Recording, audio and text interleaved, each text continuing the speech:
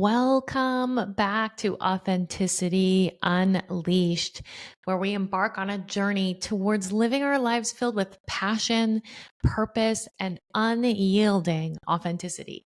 I'm your host, Pam Rader, and today we're delving into a topic that's become all too prevalent in our society.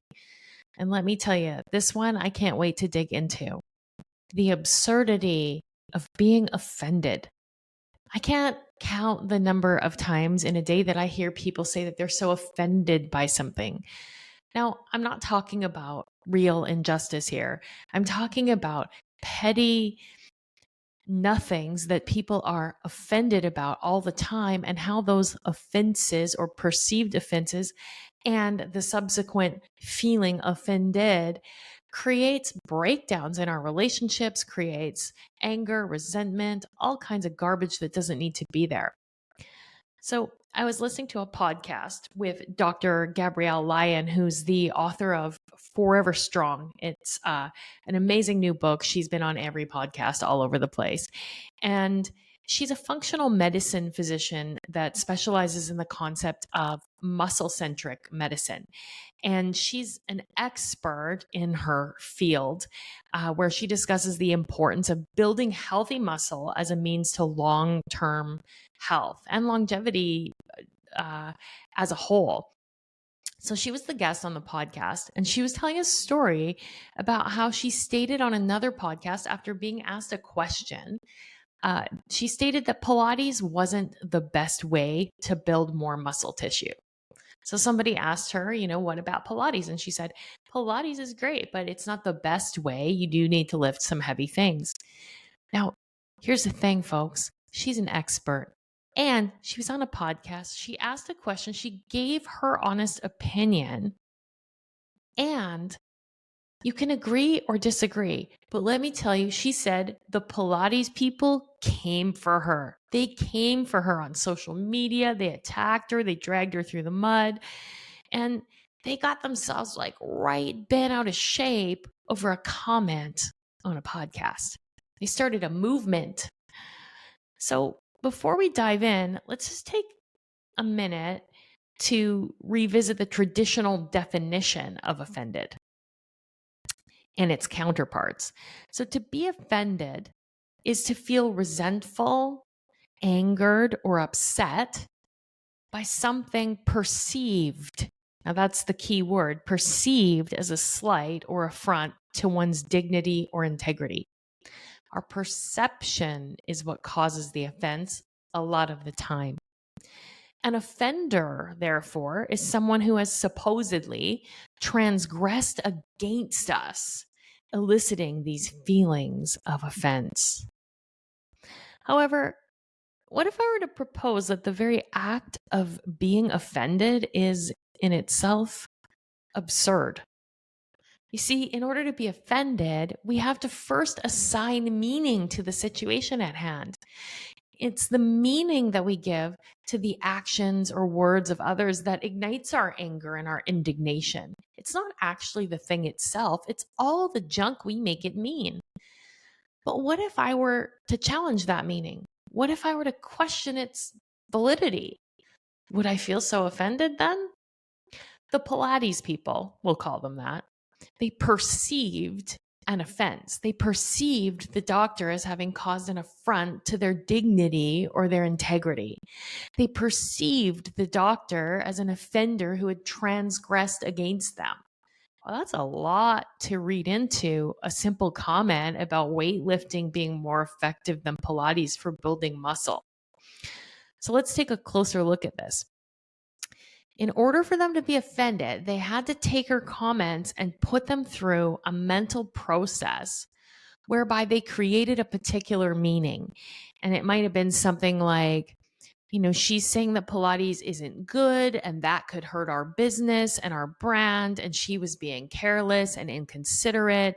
And Pilates has been known to make people strong, and on and on and on. The meaning that they layered on creates the emotion, not the situation, not the comments. then the emotion creates the behavior or the action, and the action gets the result. So their action was to get online and start making comments and dragging this poor woman through the mud over some comments she made based on her research and her findings. And the result is that, this poor doctor is being dragged through the mud over a perception. I'm a yoga studio owner. I don't find any of this offensive. She said the same thing about yoga. So what? It's an opinion. It's probably true. She's an expert. I'm not. And there are many ways to be healthy, and I'm just interested in all of them. So my grandfather, his name was Earl, and he was a tall, skinny man with horn-rimmed glasses. And he used to say very few words, but when he did say something, it was always quite funny and meaningful. And he used to say, if you get yourself a situation, you could get yourself bent out of shape, but then you got yourself the same situation and you're bent out of shape. Grandpa Earl, wisdom, throwdown. The time and energy that we expend on being offended is so wasteful and so ridiculous. And when you decide that you've been offended and you spend time justifying and rationalize your feelings of offense, you're actually doing something really detrimental to you. You're claiming the role of victim. You're making someone else the persecutor in your drama triangle, and you're saying, I'm powerless. And when we claim the role of victim over our imaginary slights and meaning-drenched assumptions, we actually take away from the real injustices in the world. The real offenses get drowned out in all the noise and of the fake injuries caused by these bullshit, petty offenses. All the energy that you spend being offended could be better utilized elsewhere, maybe towards truth, something that nourishes your soul or contributes positively to your life. So why then do we get so caught up in being offended? Well, it's because those who are easily offended lack a fundamental trait. And this might offend some of you. But I believe that people that are easily offended lack curiosity. You see, curiosity is the gateway to personal insight. It's the key that unlocks the door to discovering more about yourself. And when we find ourselves offended, it's a signal. It's just a signal. It's a beacon guiding us towards a deeper understanding of ourselves. It prompts us to ask the tough questions like, why am I so offended by this? Why is this triggering me? Is there something unhealed there? Do I really believe what's being said or done? What's the meaning I'm assigning to it? And is that meaning even true? And what else could it mean? You guys, what else could that mean is a question that could change everything in your life. When you find yourself being offended, ask yourself, what am I making it mean? And then pause and say, what else could it mean? That simple question can change everything. So by getting curious and asking ourselves questions about what's really going on, we open ourselves to invaluable lessons and opportunities for growth. And when we recognize that being offended is just a symptom of being triggered by something, of encountering something that challenges our preconceived notions or beliefs, usually about ourselves, and instead of recoiling in some kind of indignation, we can lean in. We can embrace the discomfort and unearth something that leads us to healing and becoming more wholly ourselves. So let's take this hypothetical scenario. Someone you love says to you, hey, you're purple. And you immediately jump to defend yourself. I'm not purple. What are you talking about? Obviously, you don't know anything about me. You're being disrespectful by calling me purple. How dare you? Now you're offended and bent out of shape and causing a divide in the relationship. Because you see, in this scenario, there's two possibilities. One, that you're not purple, and therefore the statement doesn't apply to you, and there's nothing to be offended about. Or two, you are purple, in which case there's nothing to get offended about. But if you apply curiosity, you could ask yourself, why does this prickle me so much? Why does it bother me when someone says I'm purple? Do I feel unseen or misunderstood? Do I not want to be associated with purple? Why not? Do I have judgments about purple people? So once you get curious, you can clarify with a statement like, I don't happen to share your opinion, but I'm curious as to what led you to that conclusion, the conclusion that I'm purple. Now, that's much more likely going to lead to something constructive because you see, you guys, there's only two ways of being really in the world. So we're either being constructive, building what we want more of in our lives, or we're being destructive. And let me just say it, like being offended is usually destructive. It's not leading you towards what you want. It's leading you away from it. It's keeping you stuck in the mud. Now, the simpler aspect is if someone calls you purple and you just aren't, why do you need to even respond at all? The truth doesn't need defending. We get so deeply offended because we spend so much time, and just take a second here, you might even want to write this down. We spend so much time managing other people's perceptions of us. And when their perception doesn't appear to line up with our curated bullshit that we, put out there in the world, how we want people to see us, we don't like it. We don't like it. We don't manage someone's perception of us.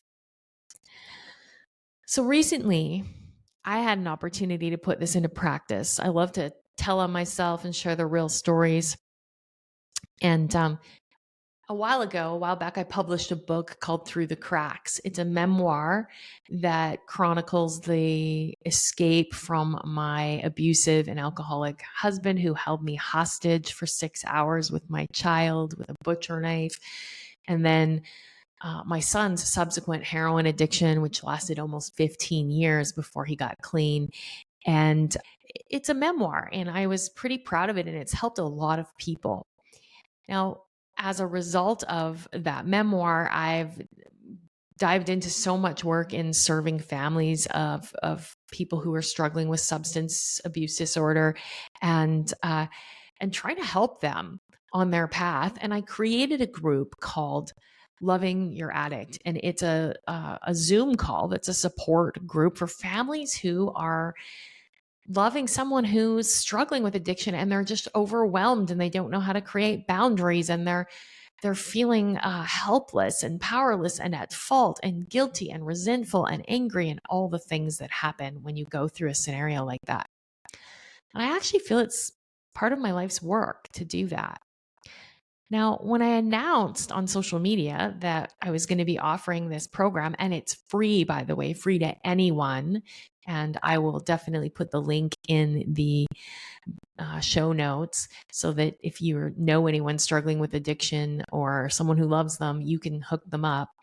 But when I announced it on social media, what happened was a woman reached out to me, and I knew this woman from a past experience, and she made quite an argument to me on social media in the DMs, and she made quite an argument to me about it being disrespectful to my son for me to share this story, that the story of addiction is just for him and it would shame him if I'm sharing it. And though she sees that my intentions are good, she just thought she should let me know because she feels offended as a former addict herself that it's not my story to tell. Now, when that happened, the first thing that I experienced was I felt offended. I actually felt a little bit offended. I was like, how dare she? She doesn't know me. She doesn't know what this is. And that isn't the story of my son. It's my story. And my story is completely valid. I went through the experience of being chased by gangsters because of my son's addiction. And that's a story that I'm allowed to tell. Here's the thing. That's my defensiveness. That was me being offended. But I didn't answer her right away. I paused and I really pondered about it. And I thought, okay, she's offended. And me getting offended about this isn't going to change anything. So I felt the prickle. I asked what's really going on here. And I thought, you know what? It's okay for her to have a different opinion than me. My son's totally fine with this. I'm totally fine with this. I'm aligned with the work I'm doing. There's nothing to defend here. So I simply sent her a message and said, thank you for sharing your concerns. I don't happen to share your opinion. End of story. Not offended. I don't need to give any power away to the opinions of others. She's entitled to her opinion. I don't need to make her wrong for feeling that way. And I don't need to be offended because she does feel that way. And that's, when we get offended so easily, we give our power away and we're bent out of shape. Not a great place to stand. So I'm going to share this last bit is a little story. It's from Buddhism. And as many of you know, I've been a yoga teacher for 25 years, and I love Buddhist stories. You hear a lot of them in yoga. So there once was a story about the Buddha, and he was on a journey, and he had to pass through a village. When the people from the village got to know about this, they were extremely happy to see him, and they listened to all his speeches and his teachings with great dedication and respect. But there was one man who felt the opposite. He didn't like the Buddha and believed that he was nothing but a fraud who propagated the wrong things and brainwashed people. So when the Buddha was giving a speech, the man stood in front of him and started screaming at him and hurling abuses. But Buddha was unfazed. He was completely unaffected by the angry man's insults, and he continued giving his speech. This made the man even angrier. So he said, "You don't have any right to spread wisdom to others. You don't have any right to give speeches and teach anything to other people. You're a fraud and a fake person who only knows how to fool everyone." Buddha, instead of being offended, asked the young man a simple question. He said, if you were to buy someone a gift and they did not accept the gift, to whom does the gift belong? The young man was taken aback by this question, so he thought about it a little bit and answered, "It would naturally belong to me since I was the one who bought the gift in the first place." The Buddha, with a serene and knowing smile on his face, said, "That is correct. And it is exactly the same with your anger. If you're angry and hostile towards me, and I choose not to react and feel insulted, then the anger goes back to you. You are then the only person who is disturbed and annoyed. So all you have done is hurt and bothered yourself, while I'm happy and peaceful in my own life." So this is a really great way to sign off of this podcast.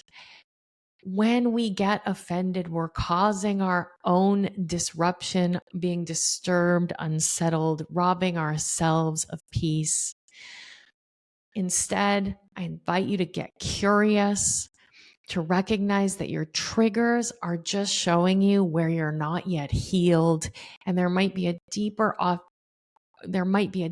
opportunity for you to get a little more real with you, a little more real in your life, and a little more aligned in how you live. It's always a pleasure to be here with you. I hope you take something away from this. If you like what you hear, please share the show. That's how the show grows. I appreciate you. Peace. Have a great day.